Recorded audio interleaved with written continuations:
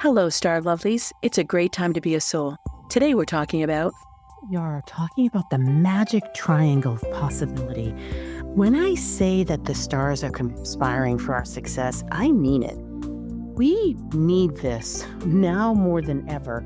And think about the unbelievable cosmic dance that has to happen for a 500-year star and a 165-year star configuration and a 115-year one all come together at the same time to give us a triangle of stability and a triangle of awesome opportunity. I mean, that's mind-numbing. I wouldn't know how to do the mathematical equation to come up with that possibility or the chance of that, but I can imagine it's infinitesimal.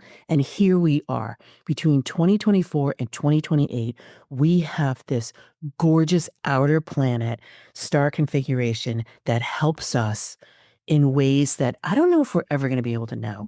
And so, well, let's try, right? Like, let's try to figure this out. So we've got Pluto that has just moved into Aquarius as one of the edges of the triangle. And then we have Neptune that is going to be moving into Aries at the other end of the triangle. And then we have Uranus that's going to be moving into Gemini at the other end of that triangle. So yes, it matters what signs that those planets are in, but let's focus on the planets first. The planets. So Pluto is about how do we love ourselves unconditionally. And so Pluto is like that wrecking ball. It's like I call him John Wick, right? Where he comes in and he just like literally is that total disruptor and total annihilator to hold up for what's right and what's true for you. And so it's all about how do you see yourself, the good, the bad, the ugly. And Pluto gives you that strength and that fortitude and that light to be able to shine on that darkness so that you can say, yeah, you know what? There are some janky bits here, but guess what? I'm me. I'm perfectly imperfect. That's what Pluto's whole gig is. It's where he wants you to help retrieve parts of your soul. And so it's not easy. It's massively uncomfortable, but yet he's there for you. And so you can lean into that energy and you can become whole again. Amazing. And then you've got Neptune, who Neptune is usually the kind-hearted, the I've got you, this like big, like, oh, just take a breath. Like, you don't have to do anything. It's totally fine. This is great. Let's just go watch Netflix. Let's just go hang out. Let's just have a big old, container of popcorn and let's just chill. And so that feels really good because how many times do we get to do that, right? And so that is like a big breath of relief. And for the last 14 years, he's been in Pisces, which is his own sign. So it's been like taking a big ass chill pill, even though it doesn't feel like it. Because the underside of Neptune is that he's like the guy that's in the van that let's just smoking weed all through high school. And then you wake up after 12 years and you're like, or 14 years, and you're like, oh crap, I've been in high school this whole time. What have I been doing? So he gets that massive wake up call in Aries. But we're not going to really go into that aspect of it yet, because I want to think about the triangle. And so the other part of the triangle is Uranus. And Uranus is that lightning bolt. He's like the Tony Stark of the world, right? Like he's super genius and he's just so inventive, but yet he's shocking because he's like, what are you talking about that we can put on a jetpack and fly around the world? This doesn't even exist yet. Like what? This is crazy. You're just crazy town right now. But yet it then comes to be in like these ways that you can't even figure out. And so there's a shocking element there. There's a you feel like you're being knocked off the top of the Empire State Building and you're like, I wonder if I can fly, right? And you're just like, yeah, you got this, don't worry, just strap the jetpack on you. And you're like, okay, and off you go. And so it doesn't feel, these planets don't feel like, oh wait, Kim, they're going to support us? What is happening right now? How can that even be true? And yet it is true, because these planets, they do an elegant dance with each other. So when I'm talking about the planets rotating around the sun, that's when they take however many years, and I'll talk about these three in a moment, but they take however many years to pass around the sun. And as they're passing around the sun, they're going through those zodiac signs. And that's when they come back to the same zodiac sign.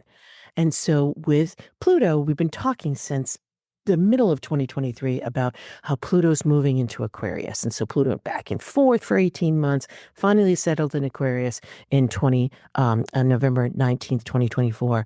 And so, right, next 20 years. And because the planet is so far out there, most outer planet that we've recognized in our Milky Way to date, that it takes about 250 years to go around the sun. So Pluto hasn't been in Aquarius since 250 years ago. Okay, so that's the rotation around the sun. We've got Neptune rotating around the sun, taking 168 years to go around the sun. I'm saying 165 just because, it's just math. And so that's a really long time, right? And so the last time that Neptune has been in Aries was 165 years ago. So, wow, phew, this is why it's like we have not, had this experience yet, because I don't know anybody who's 165 years old.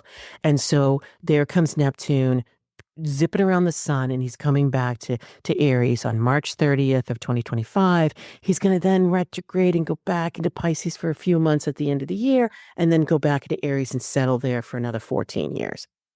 Then we've got Uranus. Uranus is closer, right? So Uranus takes 84 years to go around the sun, and Uranus, 84 years ago, Uranus was in Gemini, which he will be in July, the very beginning of July, July 7th, 2025. But he's been, the last 7 years, he's been in Taurus. And so, again, as he rotates around the sun, yes, there are people alive that are 84 and over, right? So there's a handful of the population. So, but there's very few of that, right? So because the bulk of people are, I'm going to make this up, 35, I don't know.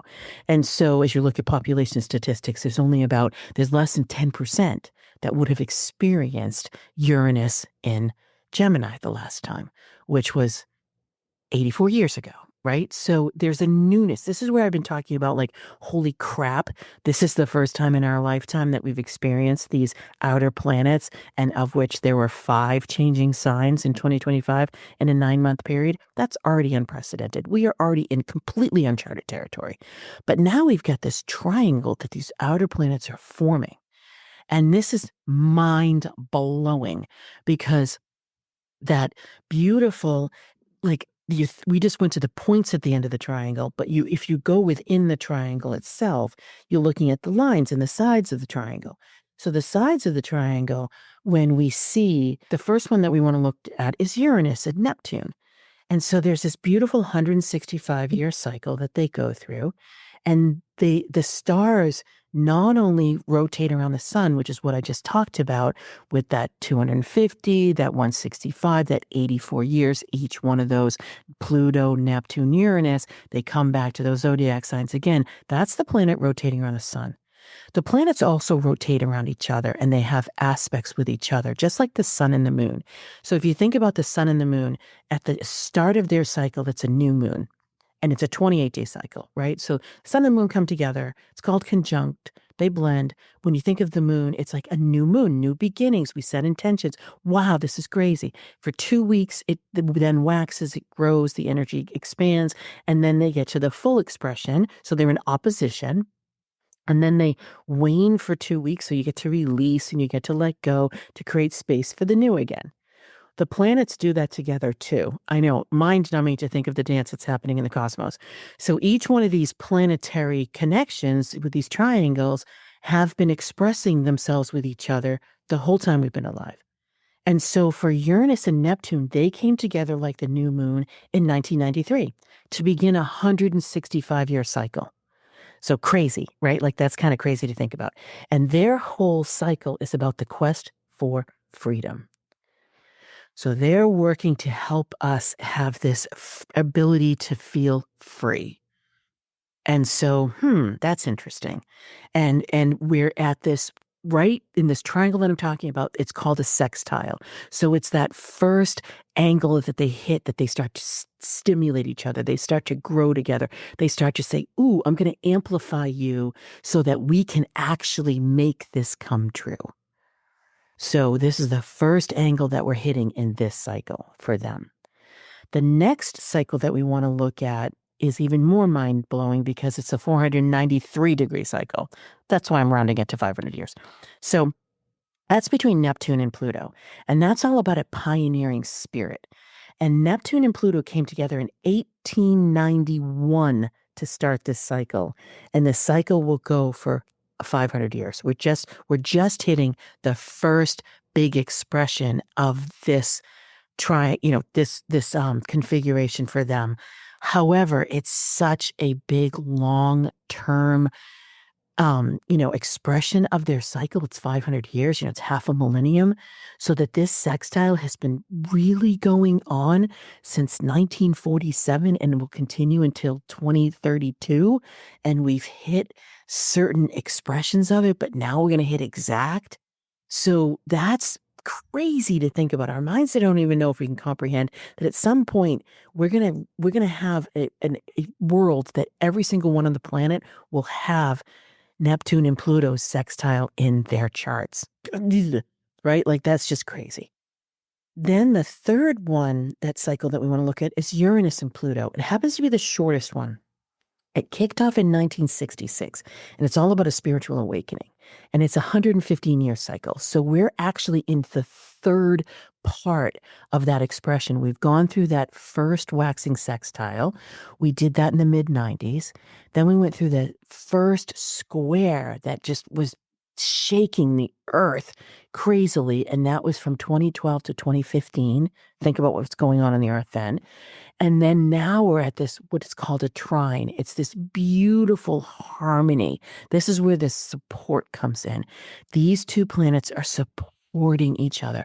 So imagine the lightning bolt of energy supporting, like that Tony Stark, right? Supporting that disrupting energy, that John Wick energy. Imagine the innovations that can happen, the solutions that can come to be, the healing that's available to us. It's unbelievable, unprecedented.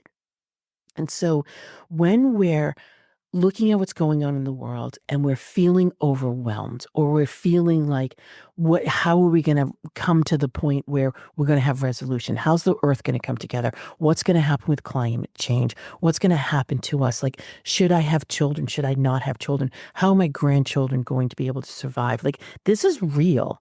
Like these thoughts, we are having these thoughts right now. And to say that we're not is just to be, putting our head in the sand. And so when I look at the stars and I say, yes, but there is an unbelievable supportive net that wants to catch us before we go off the rails too far. This is why I have hope. This is why I'm optimistic. This is why I know that the possibilities and the soul potential that we've all said yes to can be realized. I don't know if I can overstate the importance of this triangle. And it's going to be shifting a little bit. It's going to be a little bit fuzzy and spongy in these first 2 years that we're going through this, because we've got these planets changing signs right now. So it's going to feel like, but wait a minute, so finally we have Pluto pinned down, right? But that's been stirring for a year and a half. So yay, Pluto's finally pinned down. Pluto is in Aquarius. Pluto is about the future right now, going to do everything that planet can do to assure our future. And we have extremes on that. It's going to feel revolutionary. It's going to feel disruptive. It's going to feel scary. It's going to feel violent sometimes, whether that's just emotionally or spiritually violent. And yet that planet is working its hardest to ensure that we have the future that we dream of. And in Aquarius, it's about, there's an idealistic factor there, but it's about the unity for inclusion and equity and freedom. And yet, what is it going to take to get there? I don't know. I can't answer that. But I do know that that is Pluto's posturing, positioning, support for us. Then you look at Neptune. And Neptune is changing signs right now. So Neptune's going to be back and forth in and out of Aries. So Neptune moves out of his own sign of Pisces on March 30th of 2025. And he stays there until October 22nd when he retrogrades back into Pisces. And he'll be there until January 2026, where he goes into Aries again and stays there until 2039.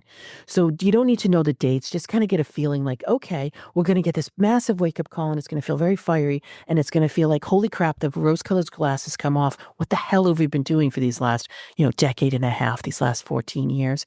Crap. So it's like, coming out of the van, you've been like, totally watching TV and having a blast, eating your popcorn, being like, cool, I can kick this down the road. I don't have to deal with anything. And all of a sudden you're like, crap, I'm 30 years old and I'm still in high school. This blows, right? So we get that, but then we get the haze coming back there for a few months. So it's kind of like, oh, it's not so bad. It's going to be fine. And then we have that another, like, call it the origin point of the world right at the top of 2026.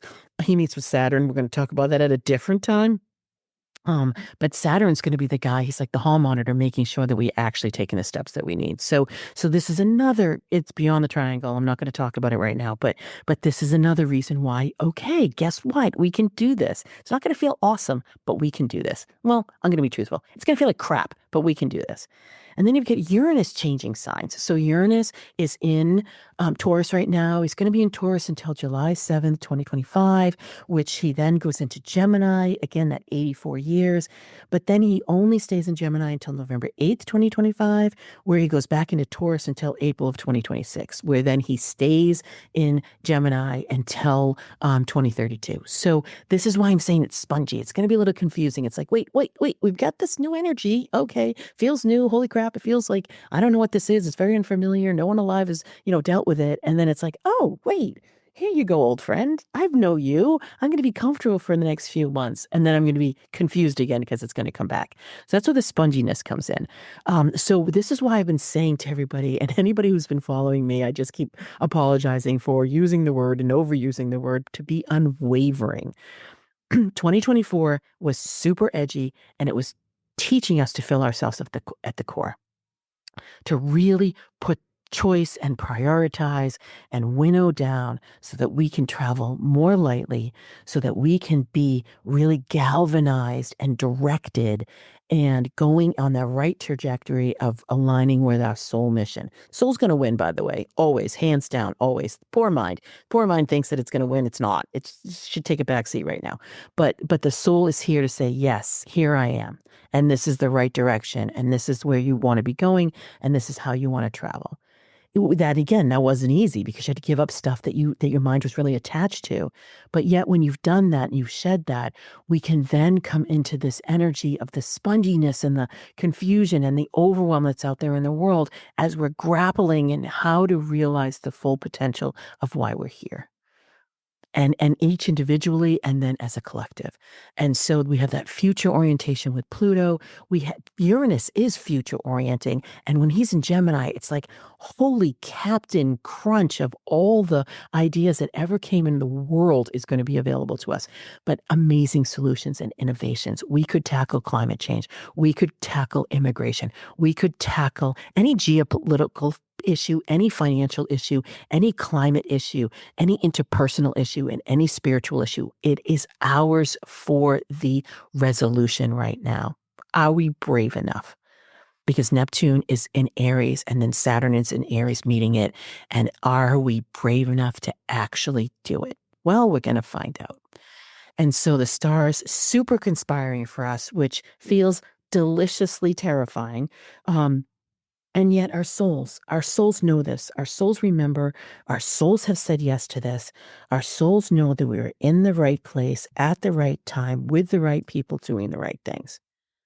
So this is very satisfying for the soul, even though our minds are going, what's coming? Well, I'm telling you what's coming, right?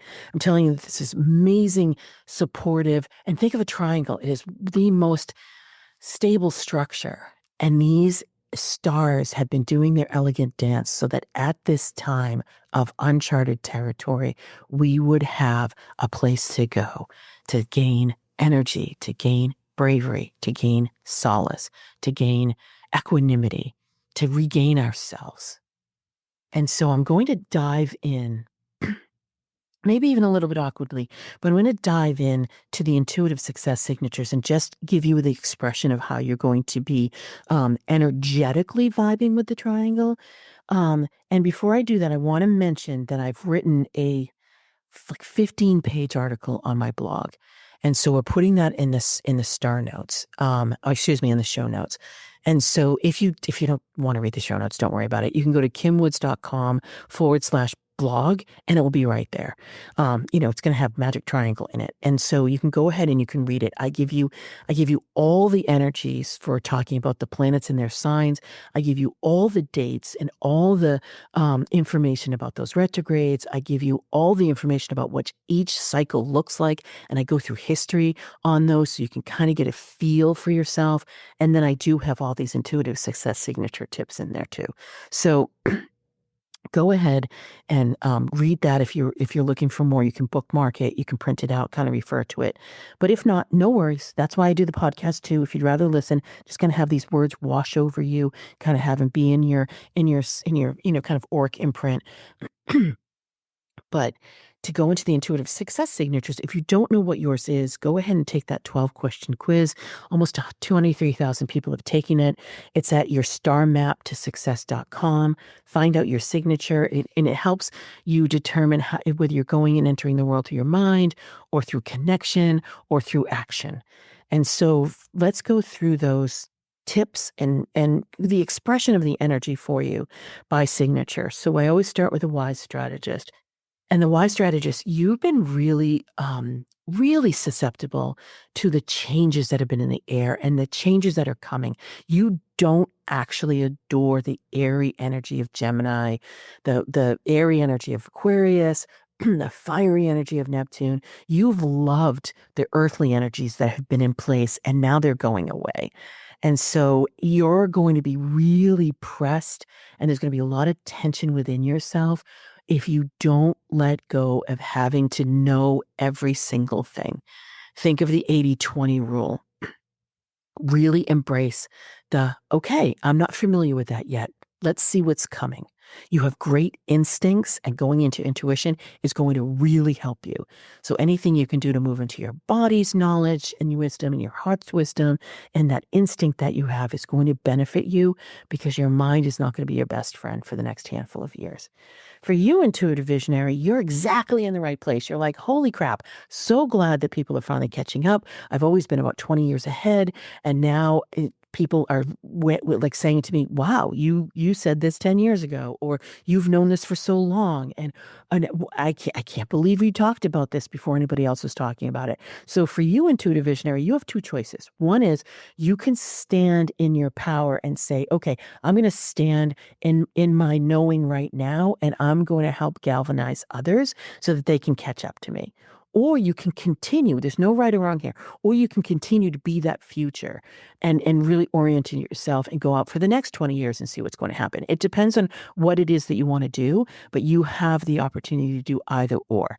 If you're looking for following, and if you're looking for people to be able to, appreciate your value, then you're going to want to stand true and glimmer into the future, but really take those stitches back so that people can then catch up to you. Now, for you, Collaborative Explorer, this is your time from an energetic, connective perspective. Not necessarily from a star perspective, but remember, we're earthly, right? So we can use, this is why I always go into some magical tools or some expression of the earth herself, because the cosmos are great, but we are here having a whole life.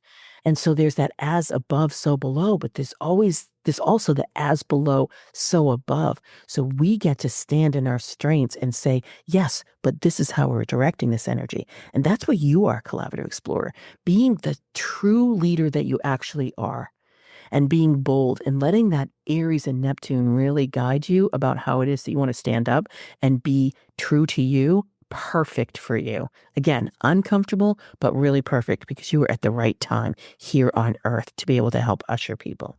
Ruling warrior, you do like to disrupt the status quo, and that's good because you're getting disrupted. The way that the manifestation would work and the traditional success expression and that sales expression, and I'm going exclusive into business now, but success is really your guiding star, and you love to achieve. So that linear function of that is dissolving.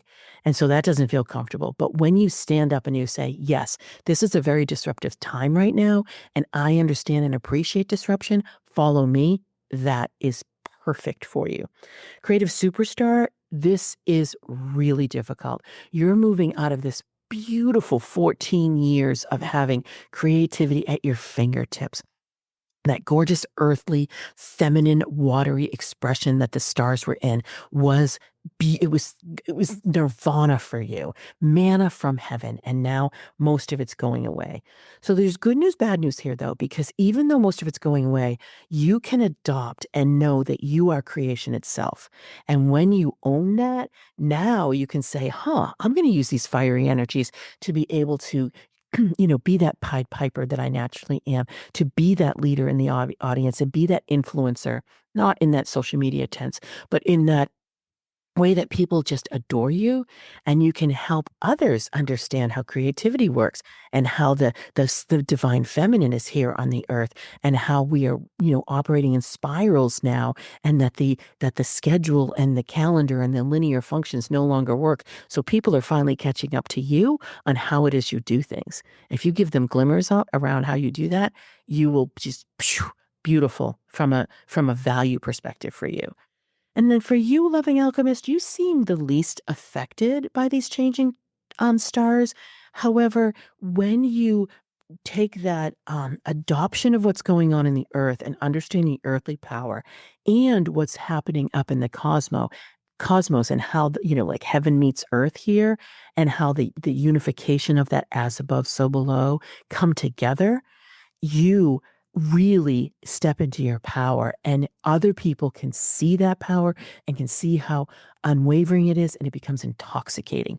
So you don't have to worry about having big, massive following unless that's what you want to do, but you'll have deep, huge connections, and your rhythmic, energetic function is usually that ripple effect. So you can say, oh, guess what?